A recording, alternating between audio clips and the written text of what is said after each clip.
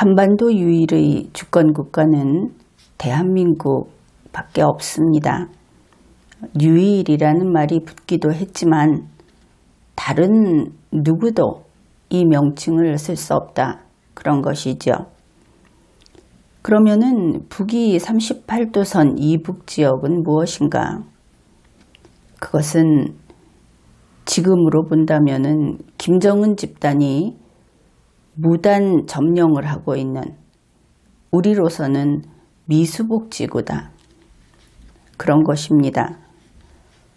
이제 6.25 동란이라는 것을 이야기해 봅시다. 이 땅에서는 6.25 동란이 남침이냐 북침이냐 심지어 이런 이야기까지 있었죠.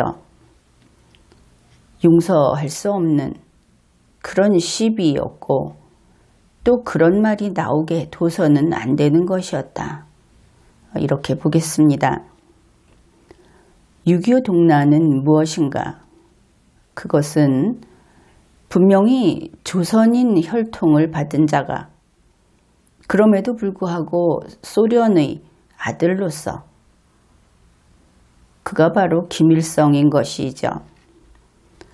이러한 자가 군주국인 조선 이후로 한반도 유일의 주권국가, 한반도 유일의 정통국가인 대한민국을 침공한 것이다. 그것이 6.25 동란이다. 이 정의에 대해서는 5,100만 국민 중에 단 한 명도 이것을 부정하거나 불신하거나 해서는 안 되는 겁니다. 김일성에서 김정은에 이르는 이 집단이 소련과 중국 공산당을 끌어들여서 우리 한국인을 살상하고 우리의 국토를 황폐하게 만든 그런 전쟁인 것이죠. 6.25 동란에 대해서 이야기를 하자면은 바로 이것 때문에 북측 김정은 집단의 폐륜성, 이것을 영원히 앞으로도 바위에 새겨놓아야 한다. 그렇게 이야기를 하겠습니다. 감히 6.25 동란을 통일전쟁이니 하는 말을 이 땅에 있는 자 가운데 누구라도 한다면 그는 우리와 함께 살 수 없는 자다. 그렇게 선언을 해야 하겠습니다.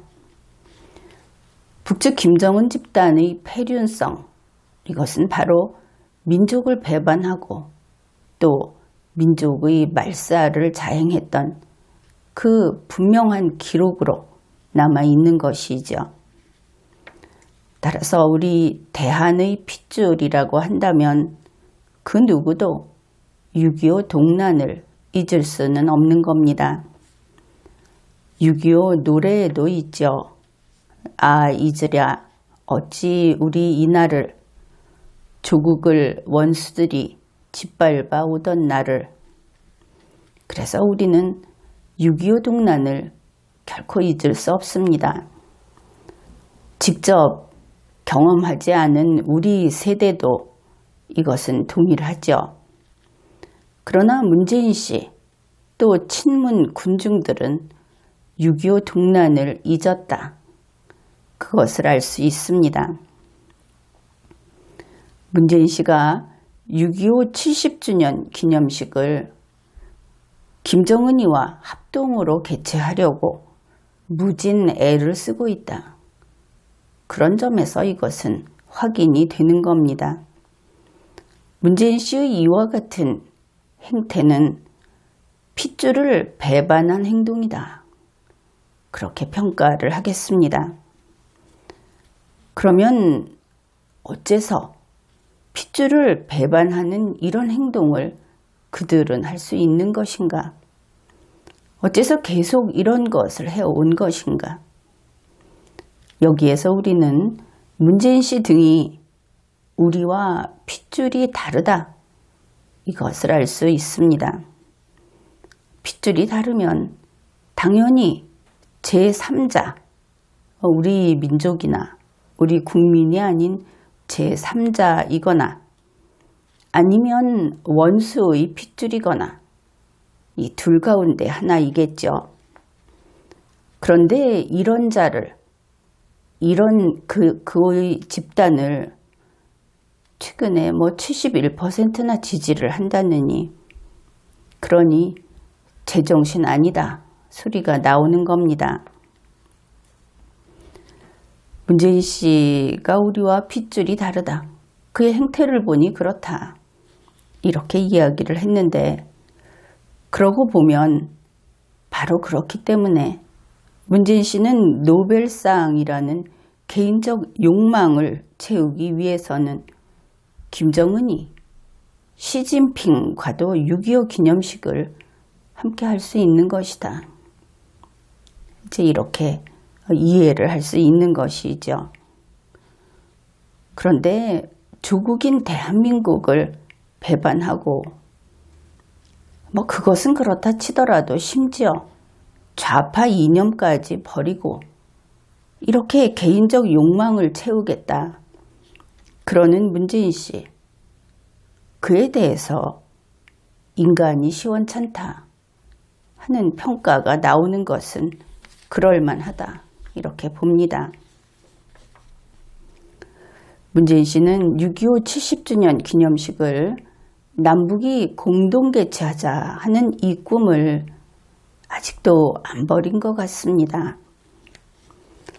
중국 코로나 방역 물품을 세계 각국의 6.25 참전용사에게 기증하는 이벤트를 벌이고 있죠.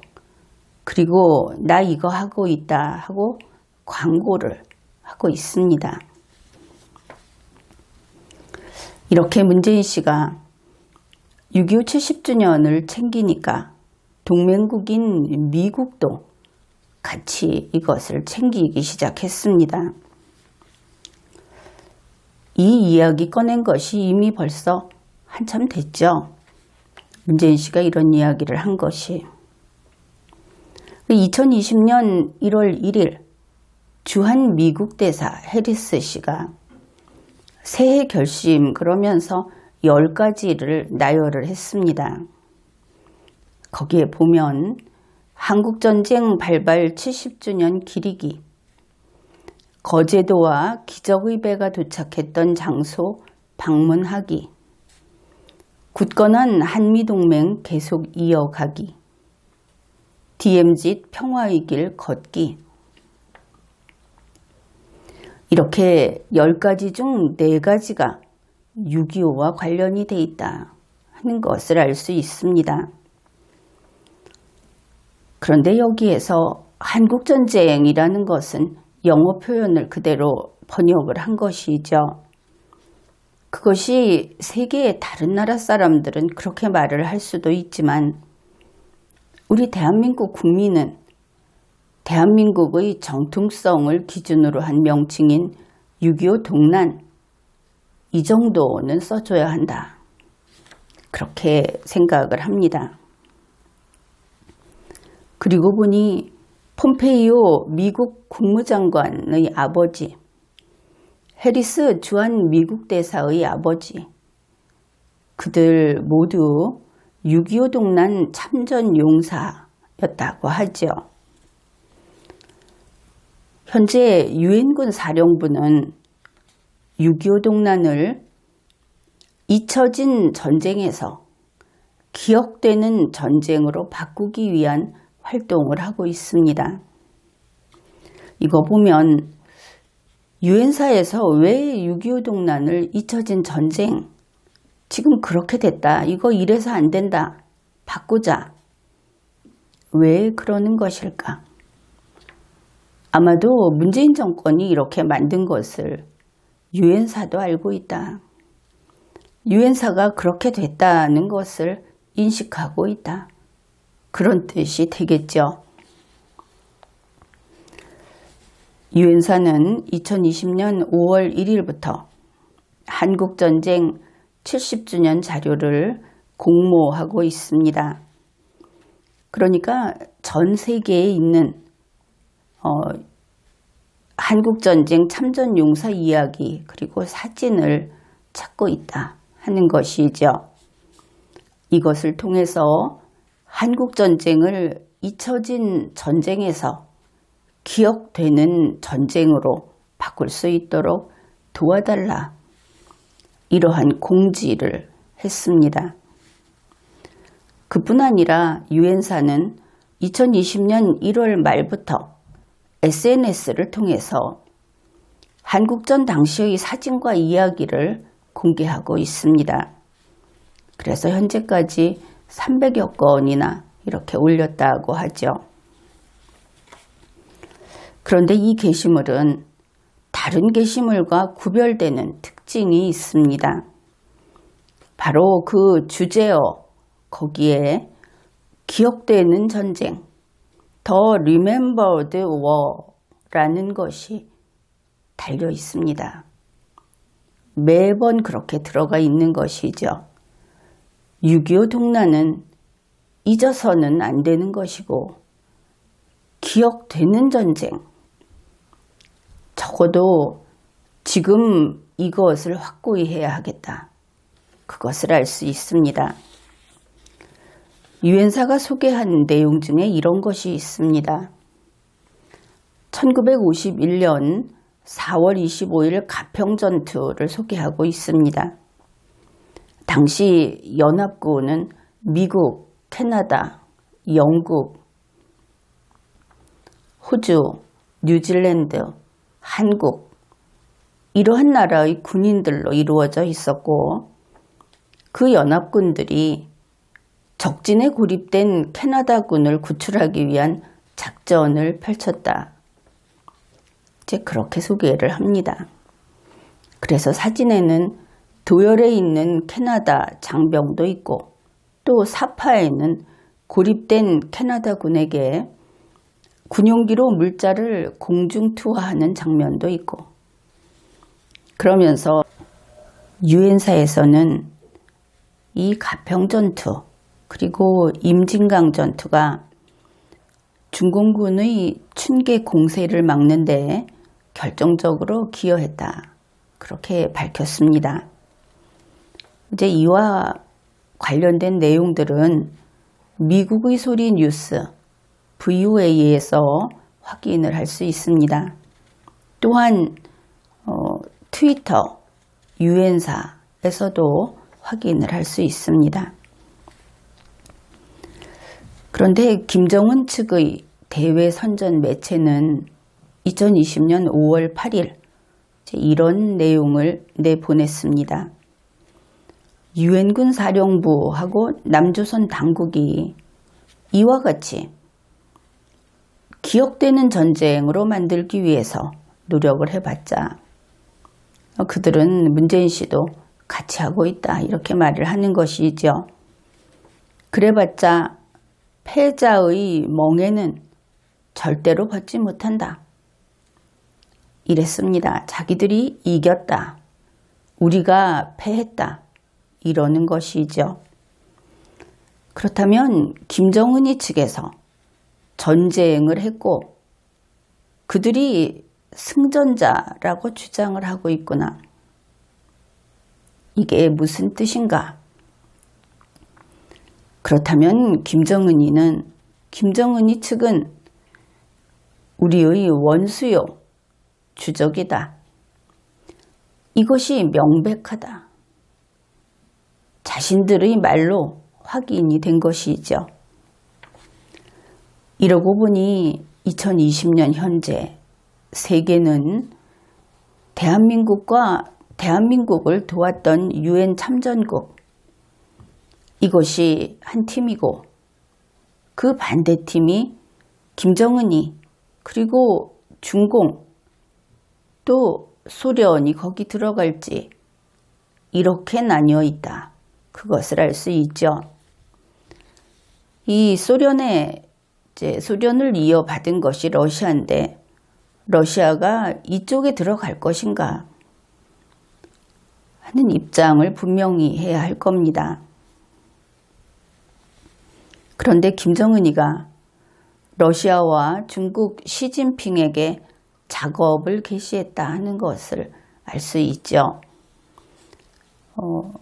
지난 리마연 강의에서 이야기를 했는데 김정은이는 그의 가장 큰, 그나마 의미가 있는 가장 큰 목표는 만주 지역 그리고 연해주 지역의 영토를 되찾는 것이다.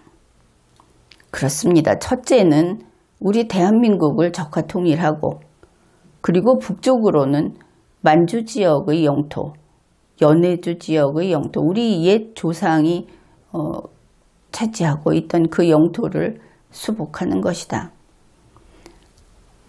그 고구려의 옛 땅을 되찾자 하는 우리 국민 가운데에는 그거 괜찮지 이렇게 생각을 할지 모르겠는데 김정은이에게 그럴 자격이 있는가? 그것도 또한 놓치면 안 되겠죠. 아무튼 김정은이는 그런 입장이다. 힘이 있으면 중국하고도 싸워서 그 땅을 뺏고 러시아하고도 싸워서 그 땅을 뺏을 그런 저변에 포기하지 않는 꿈이 바로 그것이다. 이제 이것을 우리가 알고 있습니다. 푸틴 러시아 대통령이 김정은이에게 제2차 세계대전 승전 75주년 기념 메달하고 증서를 수여를 했다고 합니다. 이번 5월 5일에. 그러니까 김정은이가 푸틴 대통령에게 제2차 세계대전 전승절 축하 전문을 보냈다. 이제 그런 뉴스가 나왔습니다. 그러면서 한 이야기가 공동의 원수를 반대하는 성스러운 전쟁에서 전우의 정으로 맺어진 친선의 고귀한 전통을 이어나가자. 그렇게 이야기를 했다고 5월 9일에 밝혔습니다. 그러면 러시아 보고 중공 그리고 김정은이 측에 들어와라. 그래서 같이 싸우자. 성전을 하자.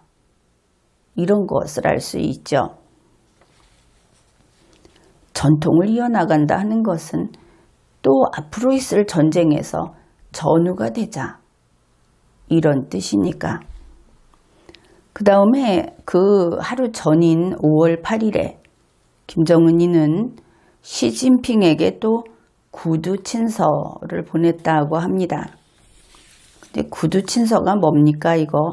그냥 전화통화한 것인지 사람을 시켜서 그 목소리를 똑같이 내서 그것을 옮기도록 한 것인지 좀 말이 그렇죠.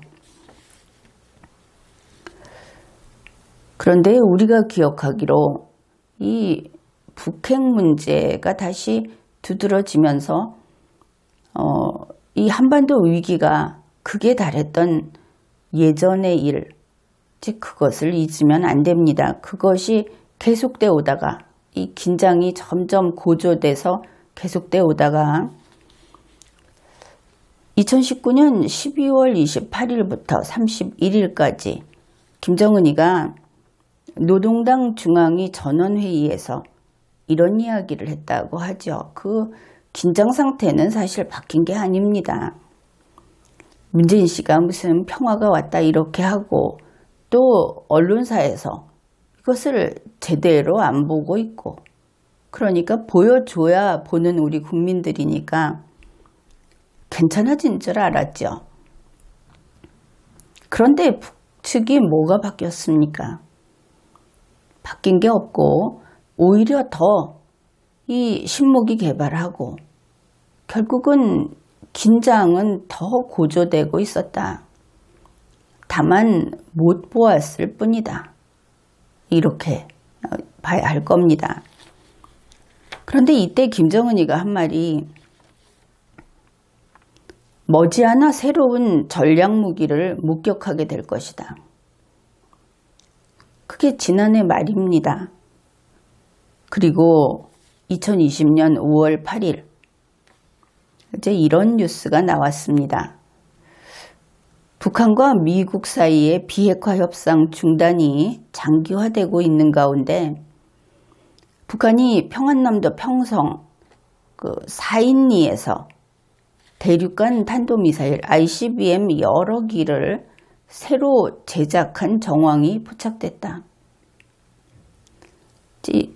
그러면서 미국 당국이 최근 이 사인리에 있는 자동차 공장에서 북한이 ICBM을 조립해서 완성했다 하는 것을 파악했는데 이동식 발사대 TEL도 같이 포착을 했다. 이런 겁니다. 이 사인리라는 곳은 2017년 북한이 ICBM급으로 알려진 그 탄도미사일을 발사한 곳이고, 미국 행정부 관계자가 동아일보에 직접 이런 이야기를 했다는 것이죠. 향후 상황을 예의주시하고 있다. ICBM 시험 발사, 또 군사 퍼레이드 위력 과시, 이런 것들, 그런 여러 가능성을 살피고 있다. 그래서 이 도발이 5, 6월에 있을 것이다. 7월 이전에 있을 것이다. 이제 이런 이야기들이 나오고 있습니다. 국내에서는 기존의 ICBM을 업그레이드하는 것일 수 있다. 이렇게도 이야기하고, 또 하나는 지난해 말에 했던 말이 있어가지고 완전히 다른 새로운 무기체계의 미사일을 내놓을 것이다. 이제 이런 보도가 나왔습니다.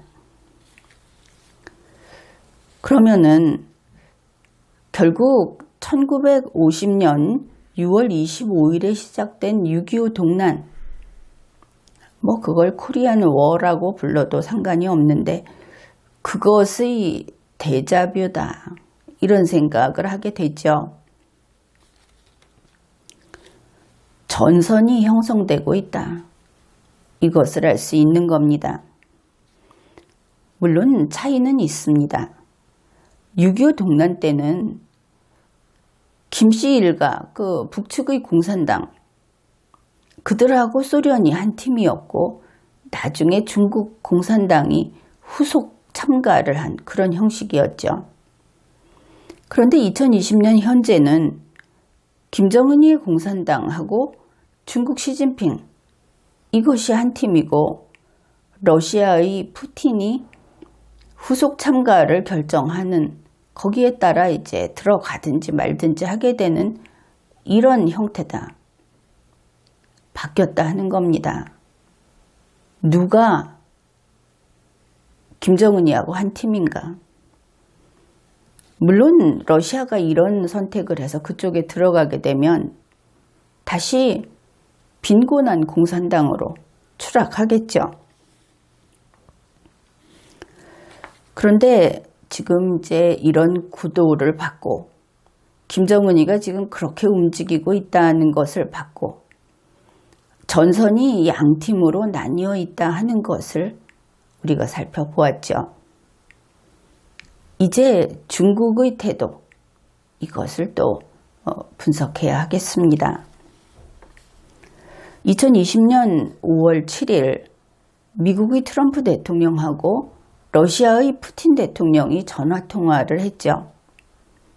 바로 2010년에 체결한 미국과 러시아가 신전략무기 감축협정, 뉴스타트라고 하는 그것을 이제 연장을 할 것이냐, 아니면 그러면서 좀 바꿀 것이냐, 이런 논의를 한 겁니다. 이 만료일은 2021년 2월이라고 합니다.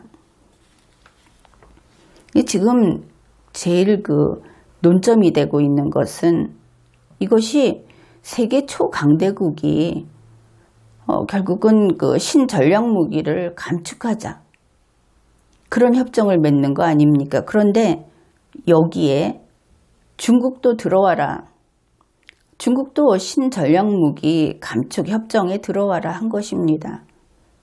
왜 그렇게 했을까?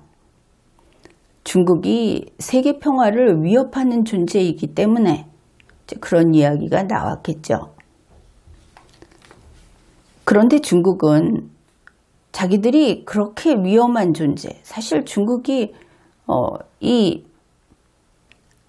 핵무기만이 아니고 안 그래도 지금 이 생화학 무기, 중국 코로나 바이러스도 그래서 유럽 쪽에서는 아주 강한 의심을 받고 있죠. 이거 전쟁 무기다. 그러니 중국도 이런 무기에 대한 감축을 약속하고 또 규제를 받는 그 팀에 들어가야 한다. 이렇게 보고 있는 겁니다. 그런데 중국은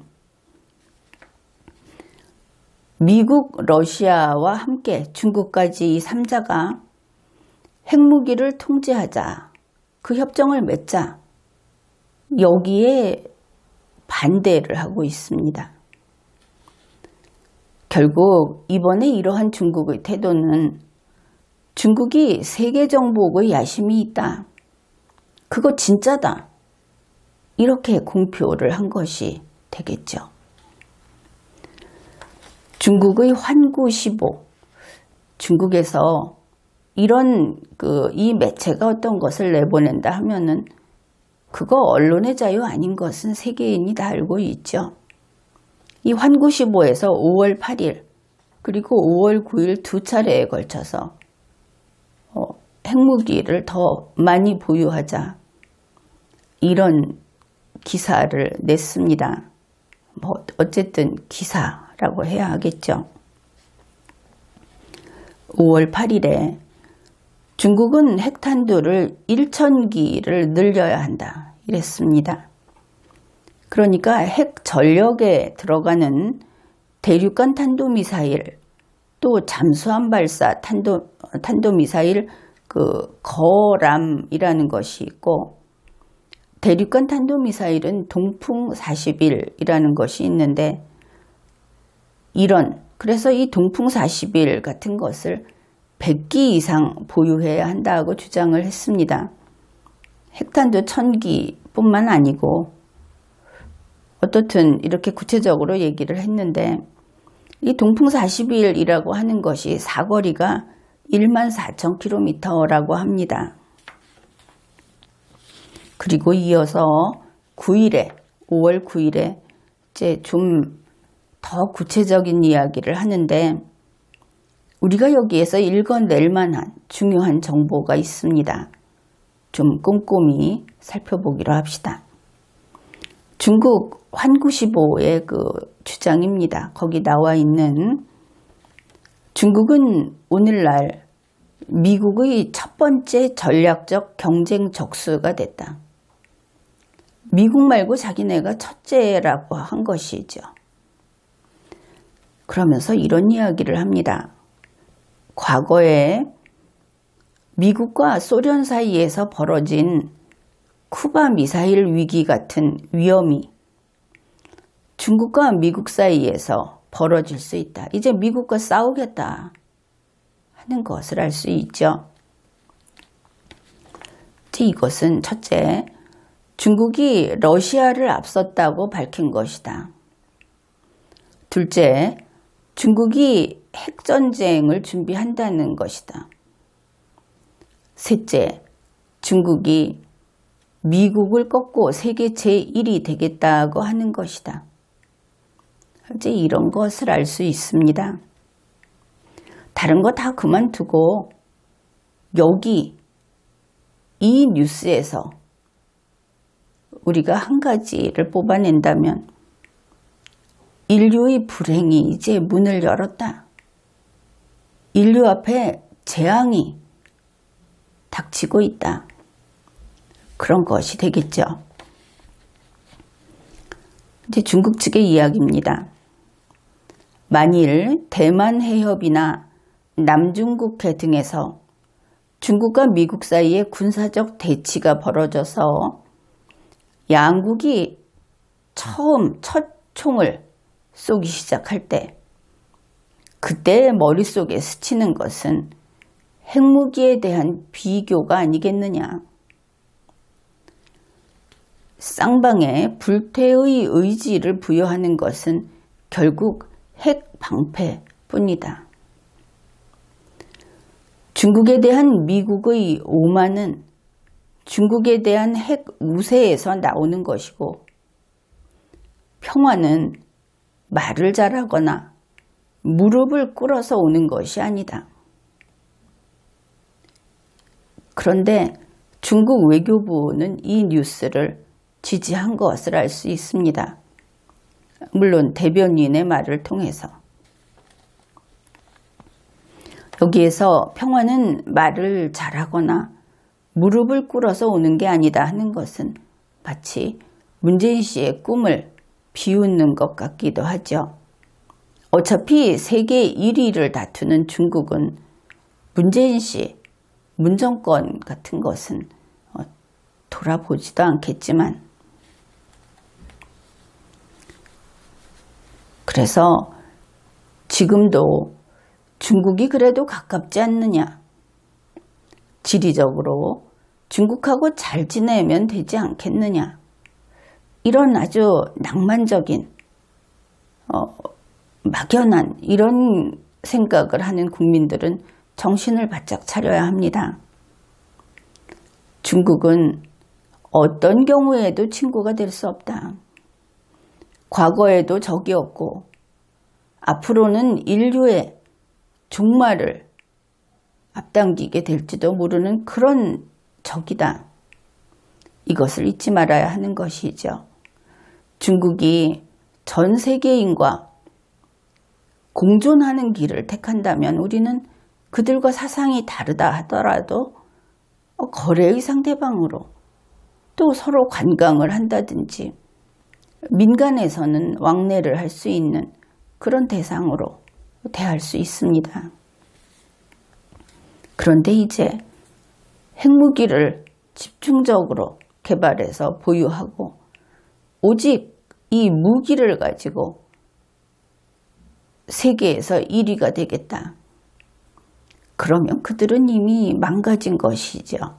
공존할 수 없는 겁니다. 중국이 남중국해 그리고 대만 해협에서의 전쟁, 이것을 말을 하지만, 그런데 지금 위험한 인물 둘이 있죠. 김정은이도 그렇고 문재인 씨도 그렇고, 이들이 또 시진핑을 조종해보겠다 하는 꿈을 꾸고 있지 않습니까? 이들이 힘이 있느냐? 그것은 별개의 이야기입니다. 포수가 사냥감을 향해서 조준을 하고 있을 때 모기 한 마리가 포수의 손을 물면 그 총알은 엉뚱한 곳으로 날아갈 수 있는 겁니다. 김정은이나 문재인 씨가 모기 한 마리만 하다. 그렇다고 해도 나쁜 일은 일으킬 수 있다. 그런 것이죠. 결국 이런 식으로 해서 중국이 원흉이다. 이렇게 보면 동북아시아에서 폭탄 심지에 불을 붙일 것이다.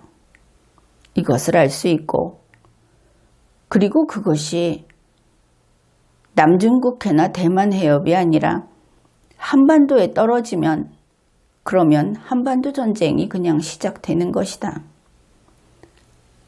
이 위험한 자가 중국에 앉아 있는데 바짝 옆에 붙어 있고, 우리의 그 지리적 위치가 여기는 문재인 보유국이고 바로 위쪽에는 정신 나간 김정은이가 있고, 더구나 머리도 나쁘고, 이러니까 한반도 전쟁이 계획적으로 치밀하게 이렇게 되는 것이 아니고 그냥 실수로 일어날 수도 있다. 이제 이런 상황이 됐습니다. 중국이 왜 저러는가?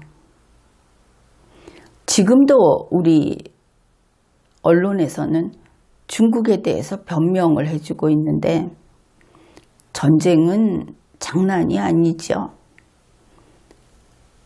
국가들이 힘을 가지고 겨루게 되면 거기에는 예의도 없고 법도 없고 그냥 힘만 가지고 결과를 내게 됩니다. 그런데 거기다 대고서 자꾸 어떻게 하면 중국을 좀 이해하는 쪽으로 기사를 써볼까? 이것 좀 하지 마십시오. 그리고 우리 국민들도 쓸데없는 거 가지고 내가 갖고 있는 애국은 이거다 이러지 말고 현실을 봐야 할 겁니다. 시시각각 들어오는 이런 외신과 그리고 사실에 대한 뉴스, 우리나라에서 손질해서 걸러서 예쁘게 꾸며놓은 뉴스가 아니고 뉴스의 실체를 보는 노력을 해야 한다 하는 겁니다. 어떻든 지금 상황이 이렇다. 뭐 그렇다고 해서 1시간 후에 일이 터진다 이런 이야기는 아니니까 불안해할 것이 아니고 무게중심을 지구의 저 중앙에 꽂는다 하는 그런 듬직한 태도로 그리고 이 대한민국의 헌법과 대한민국을 지킨다. 흔들리지 않는 그 든든함, 강인함으로 이 상황을 헤쳐나가야 하는 겁니다. 중국이 이러고 북한이 이러고 문재인 씨가 저러고 자, 다 그렇다고 칩시다. 그러면 이제 우리는 우리 문제로 돌아와서 일들이 이렇게 벌어진다고 할 때 대책은 있느냐? 이것을 물어야 하겠죠. 우리 대한민국에는 핵이 없습니다. 그런데 지금 주위에서 돌아다니고 있는 저들 모두 다 핵을 들고 설치고 있죠. 그런데 문재인 씨 지난 3년 동안 뭐 했습니까? 이번에도 GP에서 총 얻어맞고 그리고 무슨 딴소리하고 어떻든 김정은이 쪽에 막아놓은 울타리도 문재인 씨가 다 걷어버렸죠. 물론 로봇 무기를 자랑하는 거 알고 있습니다. 그런데 이거 전자제어 시스템인 거 그거 누구나 알고 있죠. 김정은이 부대가 그거 풀어버리는 기술이 있다. 그것도 알고 있을 겁니다. 그 한계 넘을 수 있습니까? 문재인 씨, 국방은 일단 아날로그다. 이것이 튼튼해야 한다. 그것을 명심해야 합니다. 지금까지 리걸마인드 연구소였습니다.